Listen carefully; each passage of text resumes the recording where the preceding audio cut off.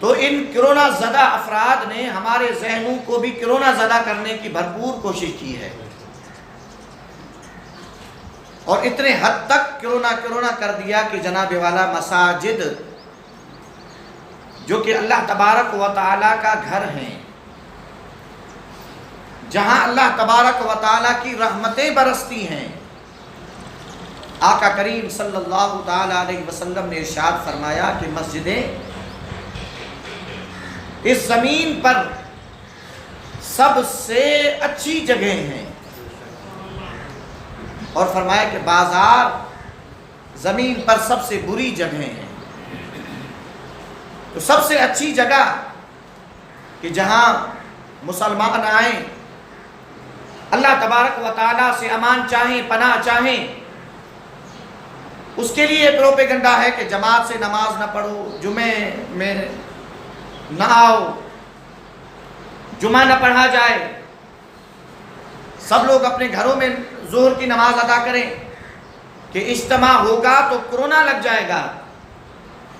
ہم یہ کہتے ہیں کہ اللہ تبارک و تعالیٰ کے گھروں میں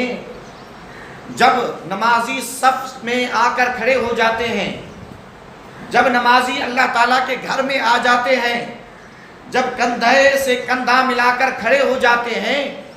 تو شیطان کو بھی داخل ہونے کی اجازت نہیں ہوتی، تو کرونا کو داخل ہونے کی کون سی اجازت ہوگی؟ اللہ کی رحمت یہاں پر چھما چھم برس رہی ہے۔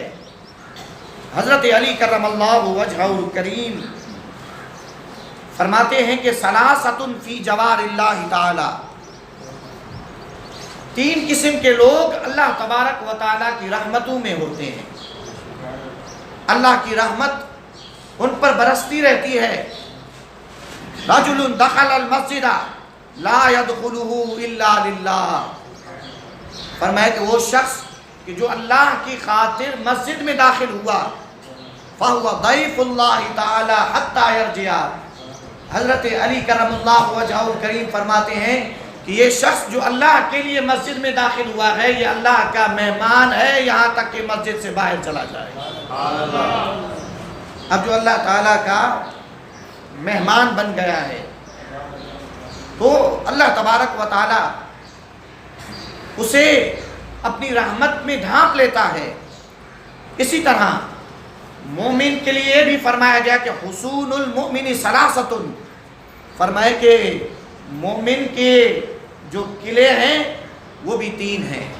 یعنی جیسے کوئی شخص قلعے کے اندر جاتا ہے تو ظاہری طور پر اپنے آپ کو دشمن سے محفوظ کر لیتا ہے، فرمایا مومن کے تین قلعے ہیں۔ سب سے پہلی بات فرمایا المسجد، مومن کے لیے سب سے پہلا قلعہ کہ جو اس کو مصیبتوں سے بچاتا ہے، جو اس کو وباؤں سے بچاتا ہے، جو اس کو آفتوں سے بچاتا ہے، فرمایا وہ سب سے پہلا قلعہ اللہ تعالیٰ کا گھر مسجد ہے، وذکر اللہ تعالیٰ، اور اس کے بعد اللہ تعالیٰ کا ذکر وتلاوت القرآن،